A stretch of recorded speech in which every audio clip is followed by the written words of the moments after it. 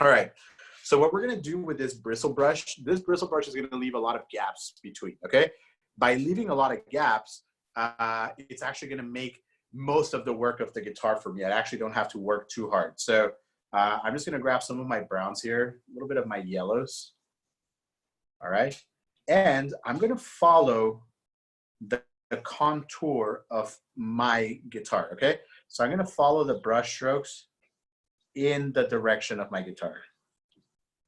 So see, just by having a really ugly brush, the really ugly brush gives me all those little brush strokes, almost like if I'm doing it on purpose, which is really cool because I'm not doing it on purpose. I'm just letting the brush do the work for me, okay?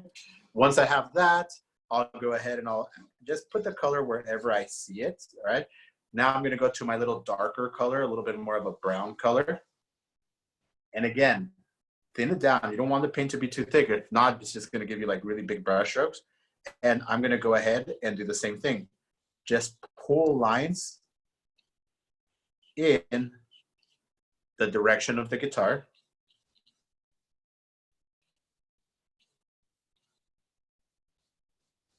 All right. And now I'm just going to add a little blue just to make it a little muddy. And a little white.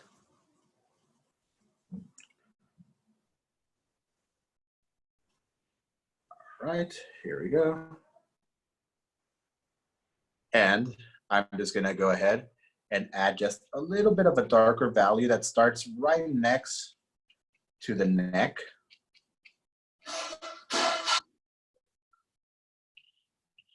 All right. And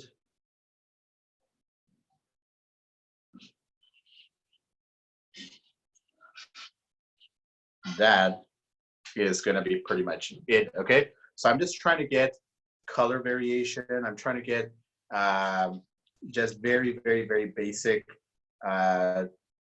contrast on my picture, all right? And I'm trying to use this little ugly brush stroke for the reason that I just discussed, because I want to see the texture of my guitar. I don't want a smooth guitar. I want a texture guitar. So whenever you have to do texture, don't use a smooth brush, because a smooth brush is counterintuitive to texture. A smooth brush is the opposite of texture. It's not texture. It's round, it's soft, it's all these things but texture, all right? I'm gonna make myself a brighter orange too. I see a brighter color on here, so I'm gonna make orange, then add the brown. And I'm just gonna gently saturate my orange on my guitar. Have fun with this, you guys. I mean, in a weird way, the best thing of doing a new medium is messing up, okay? Messing up is kind of part of the learning process, and not being fearful. That's the worst thing. Being fearful is like, no, no, no. Being fearful, you guys don't try things because you guys are scared of what might go wrong.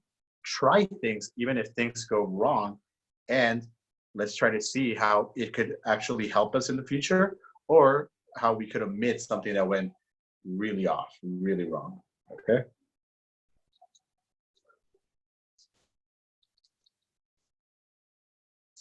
So I'm just adding some textures here. It's all about textures today.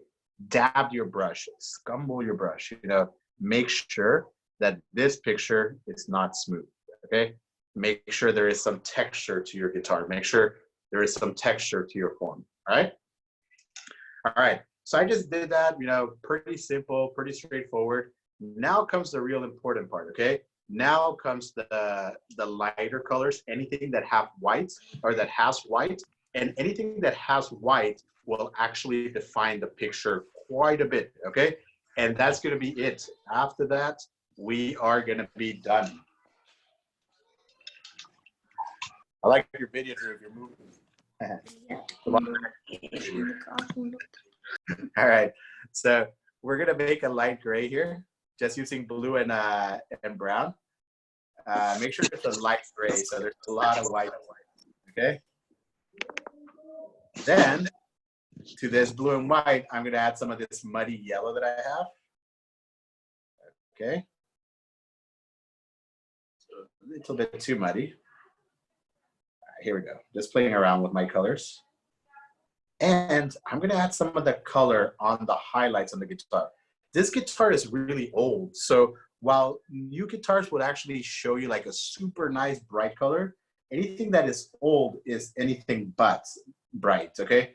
For example, when I do old metal with some of my students, actually old metal looks very, very brown, okay? So that gives you the feeling of rust, of old and worn and torn and all this kind of things associated with aging. So make sure that if things are not brand new or they're not super shiny, they don't have such a bright highlight. But if things were brand new, like for example, the boy is brand new because he's a boy and he's kind of brand new, he does have those very like sharp twinkles on him. So don't forget that, okay? New stuff has really dramatic contrast. Old stuff has a lot of grace to them, okay? It's just something we have to remember. If you're doing something old, try not to bring highlights into that old. All right, so I'm gonna go back to my old brush, same color. I like the color that I made. I like that ugly gray. Ugly colors are real colors, don't forget that. And I'm gonna add some lights in here. Ugh. It's so ugly it works. All right. And now I'm gonna add one of that little bit more yellowish color and transition this out. Make sure you guys leave that texture. Make sure you guys leave those strokes. It has to look like an old guitar, not a new one, not a new stuff right here. All right.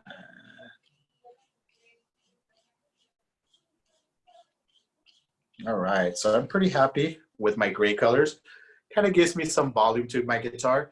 It also gives me a lot of aging to my guitar, which is great because I'm looking for an old guitar. So all these little things are super, super great. All right, now let's work on the tape. The tape was my main concern. It was one of the things I didn't want you to like, yeah, I'm not gonna do the tape because it's too hard, and plus we're done with acrylic. It's like, ooh, no, let's do the tape. Let's do that tape, all right? All right, so I'm just sharpening up my darks right here. That's all I'm doing. Nothing fancy. Nothing out of the ordinary. All right. So we're gonna go back to that gray, the one that's not that nice, the one that's over here, okay? With a little bit of green to it, a little bit of tone. Remember, when talking about art, tint is adding white, tone is adding gray, and shade is adding black. So everything has a meaning. All right. So what I'm gonna do first, I'm gonna do my decor on my guitar here. And remember, I'm doing this with a dark gray, okay? Do not do this with a light because you could actually do the light on top of this gray.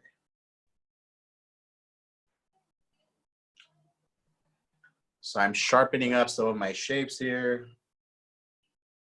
with a not so light gray, you know, just a kind of like a fun gray.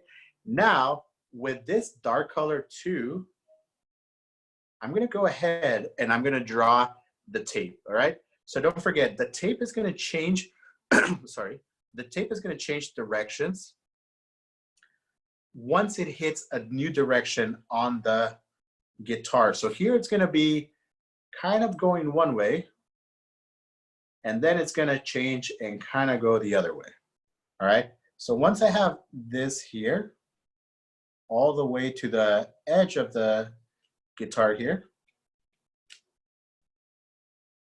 All right, let's go ahead and finish this up.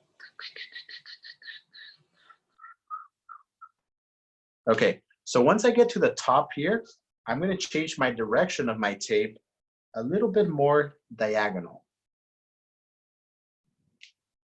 A little lighter too, I think it's too muddy. So I'm just going to change it just a little diagonal here.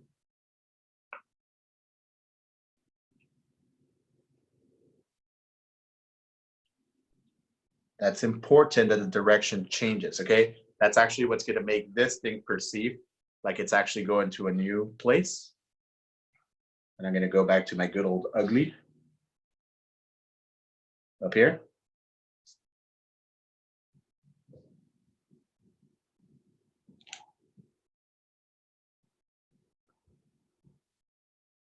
Make sure there's a lot of texture to this. Make sure there's a lot of old, even the tape looks old. Even the tape doesn't look like it was just placed there recently.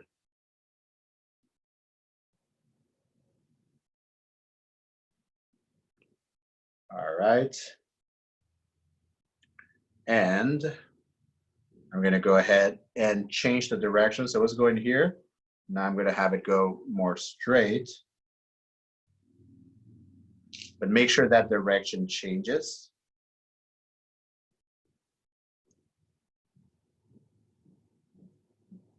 All right. And this is something that we're going to even talk about now. How, when you have a cube, the lightest light is next to the darkest dark. Okay. So what in the world did I just say? Does that make any sense? Maybe so, maybe not. Okay. But what we're going to do is we're going to start these light values next to our darkest values. Right here. Right here.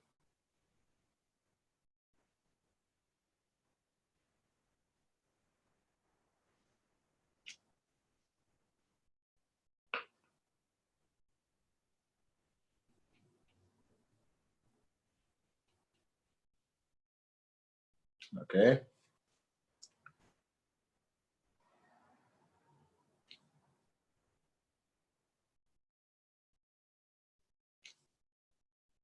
And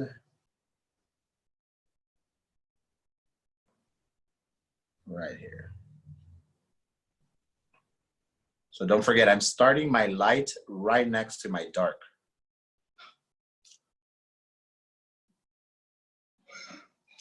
All right. Pretty good, pretty good. All right. Now, when I have that, now I'm going to go with my whitest white. And believe it or not, my whitest white has a little bit of blue to it. All right. So it's going to be white plus the smallest amount of blue. Obviously, if it's too blue, we need to cut the blue. All right. Because I've been getting some of that.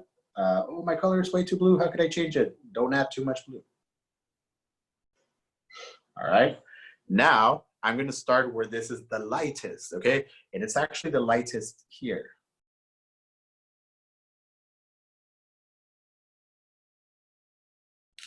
And make it more green. I prefer it more green rather than too white.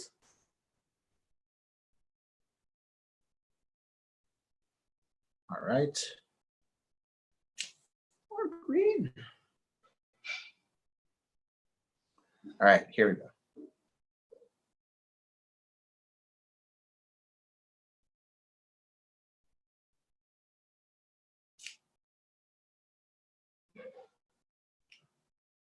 And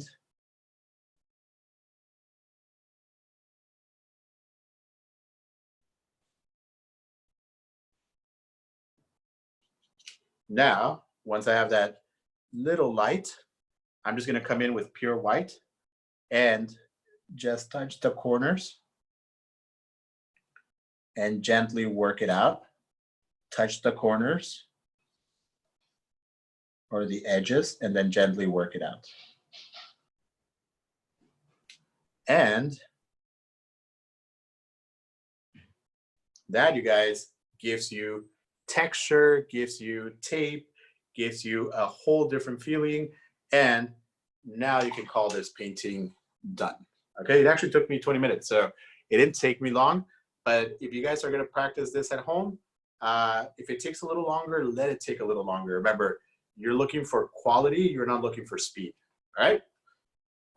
Cool. All right, so that's going to be it. I'll let you guys, if you guys are acrylicing and just doing some of this stuff, I'll let you guys continue to work for the next 5 minutes. So we'll meet back up at let's call 6:25 while I set up my drawing stuff, and you guys could talk, chit chat, finish up your acrylic here. If you guys are gonna watch it later, you guys can watch it later from home.